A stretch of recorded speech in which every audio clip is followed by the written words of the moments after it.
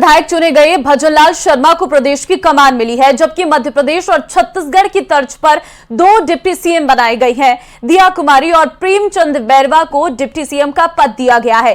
इसके अलावा वासुदेव देवनानी विधानसभा स्पीकर होंगे।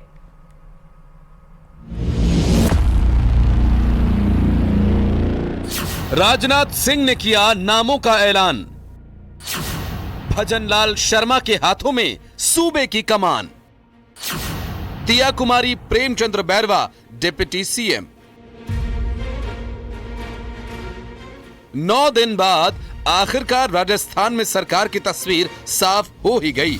भजनलाल शर्मा को सीएम बनाया गया तो दिया कुमारी और प्रेमचंद बैरवा को डिप्टी सीएम की कमान सौंपी गई।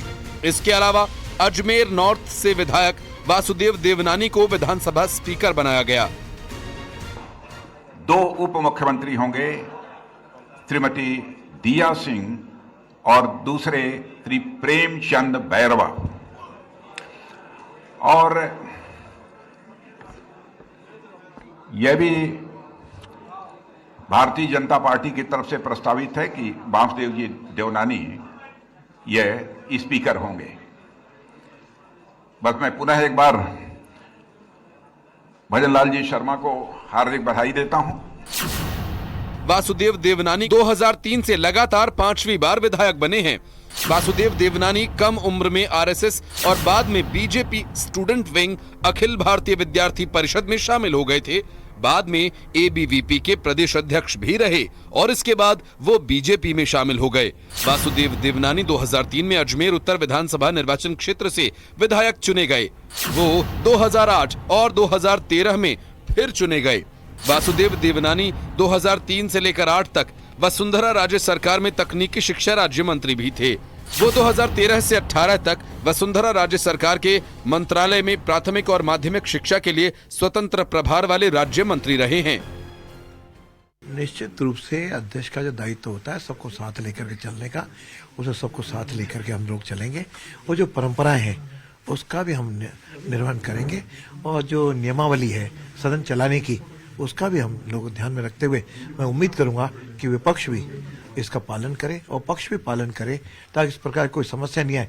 सार्थक बहस हो विधानसभा के अंदर और उससे जो कुछ निष्कर्ष निकले उस राजस्थान के हित में हम उसका पालन करें।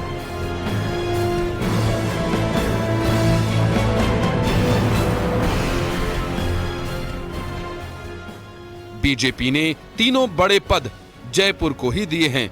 भजनलाल शर्मा जयपुर की सांगानेर सीट से विधायक हैं, वहीं दिया कुमारी जयपुर विद्याधर नगर सीट से जीती हैं, तो प्रेमचंद बैरवा जयपुर जिले की दूदू सीट से विधायक हैं।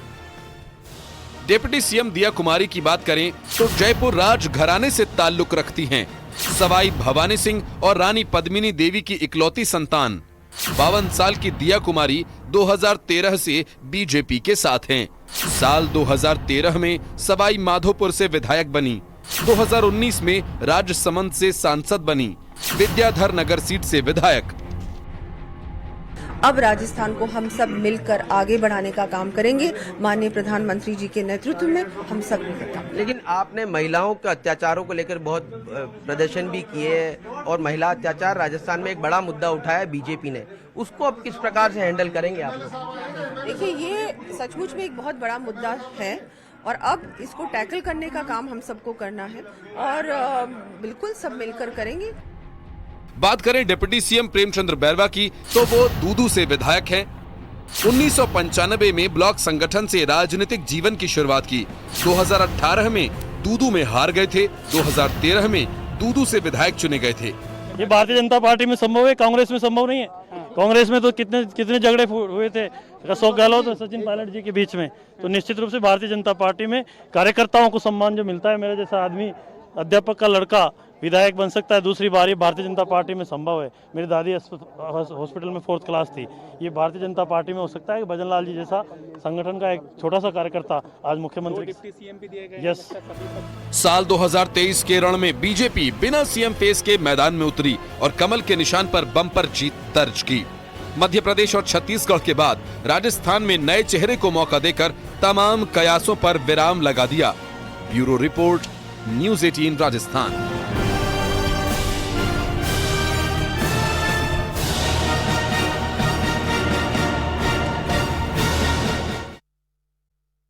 सभी का स्वागत है। राजस्थान को नया मुख्यमंत्री मिल गया है। बीजेपी के नए सीएम के सामने कई चुनौतियां होंगी, लेकिन राजस्थान में बीजेपी की सरकार बनवाना उससे भी बड़ी चुनौती थी, जो नरेंद्र मोदी और अमित शाह के करिश्मे से कामयाब हो पाई।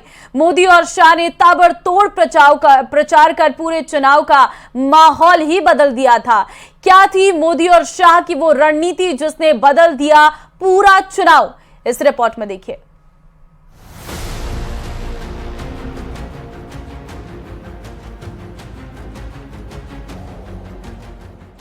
ये खुशी, कार्यकर्ताओं का उत्साह और भजन लाल शर्मा का राजस्थान का नया मुख्यमंत्री बनना।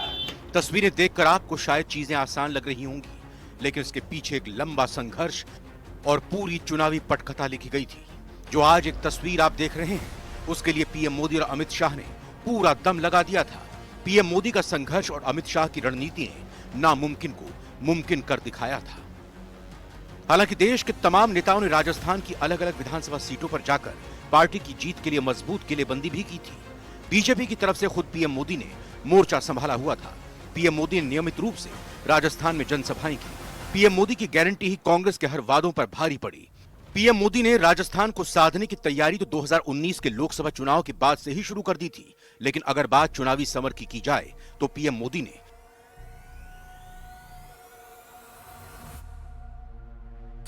मात्र 8 दिनों में पूरा चुनाव ही पलट दिया। पीएम मोदी ने 14 रैलियां की, साथ ही 2 रोड शो भी किए। इसके साथ ही 122 विधानसभा की सीटों को कवर किया। पीएम मोदी की गारंटी लोगों के दिलों तक पहुंची। साथ ही पीएम मोदी ने चुनावी सभा में घोषणा कर रहे थे कि अब दोबारा राजस्थान में अशोक गहलोत का राज नहीं आएगा।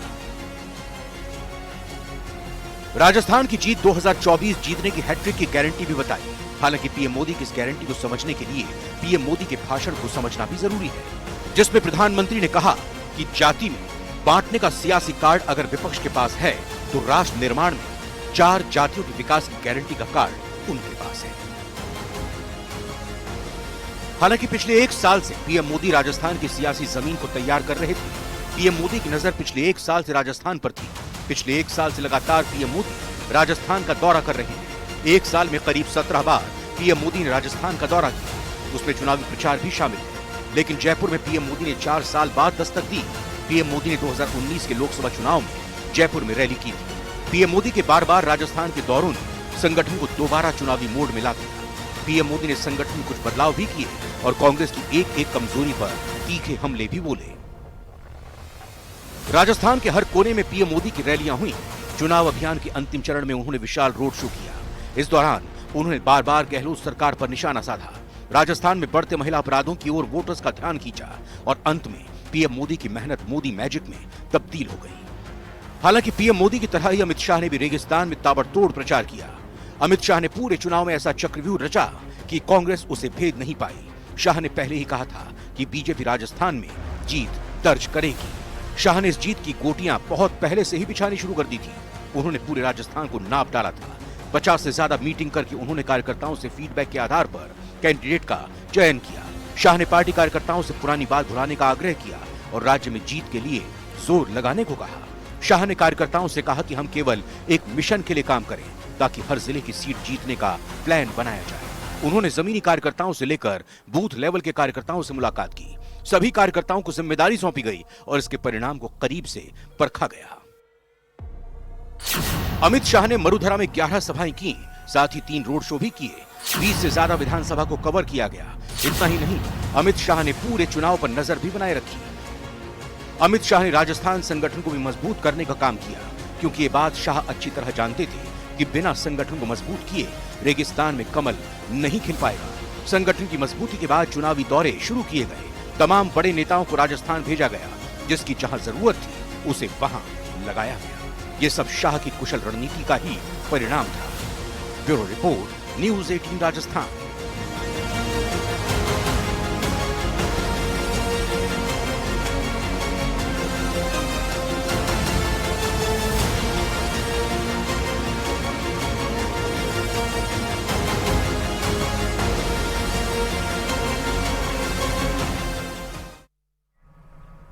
राजस्थान में बीजेपी ने सिर्फ सीएम और डिप्टी सीएम ही नहीं बनाई है, बल्कि जातीय समीकरण भी साधे हैं।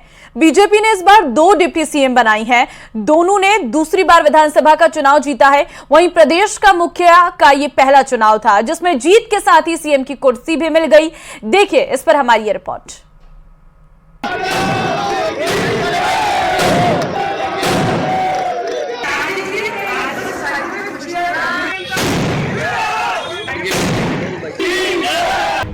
सीएम और दोनों डिप्टी सीएम जयपुर क्षेत्र से हैं, यानी आप ये भी कह सकते हैं कि इस बार दबदबा जयपुर का है। हालांकि ये भी संयोग ही है कि दोनों ही डिप्टी सीएम दूसरी बार विधानसभा का चुनाव जीते हैं, जबकि रेगिस्तान के नए मुखिया ने पहली बार चुनाव जीता है।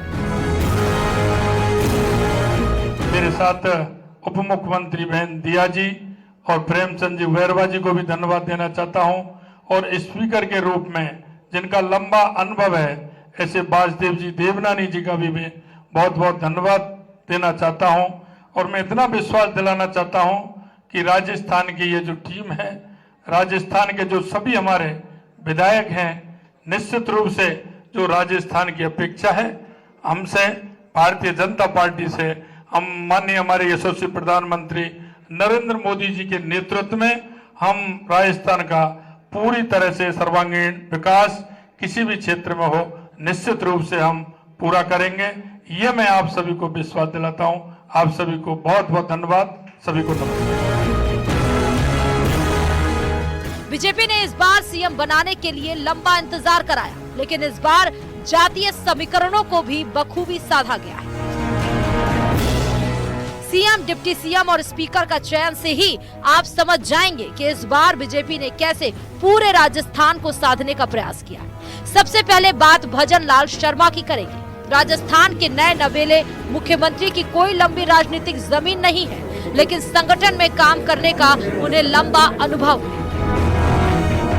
भजन लाल शर्मा ब्राह्मण है, जयपुर की सांगानेर सीट से चुनाव जीता है। भजन लाल राजस्थान बीजेपी के पहले ब्राह्मण सीएम है।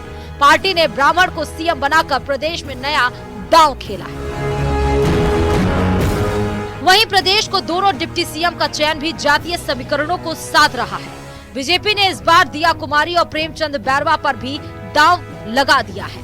दिया कुमारी राजपूत समुदाय से आती है, वहीं जयपुर की विद्याधर नगर सीट से विधायक बनी है। दिया कुमारी ने प्रदेश की सबसे बड़ी जीत भी दर्ज की है। दिया कुमारी को अपने सियासी सफर में अब तक हार नहीं मिली है।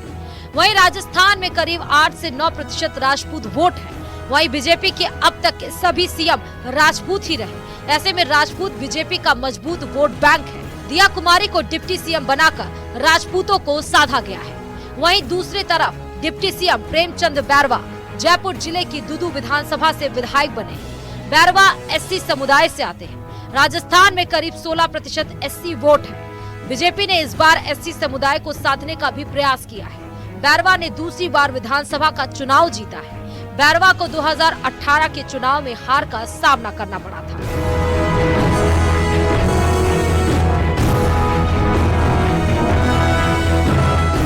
इसके अलावा स्पीकर का चयन भी बड़े सोच समझकर किया गया है। बीजेपी ने इस बार वासुदेव देवनानी को स्पीकर चुना है। देवनानी बीजेपी के फायर ब्रांड नेता है।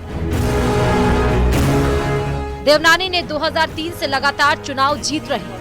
देवनानी ने आज तक हार का मुंह नहीं देखा है। देवनानी सिंधी जाति से ताल्लुक रखते हैं। वसुंधरा सरकार में दोनों ही बार देवनानी को मंत्री बनाया गया था। हालांकि बीजेपी ने इस बार राजपूत, ब्राह्मण और दलित पर दांव लगाया है। माना जाता है कि राजपूत और ब्राह्मण बीजेपी का मजबूत वोट बैंक है, जबकि इस बार दलित को डिप्टी सीएम का पद देकर नया प्रयोग किया गया है। Bureau report, news 18 Rajasthan.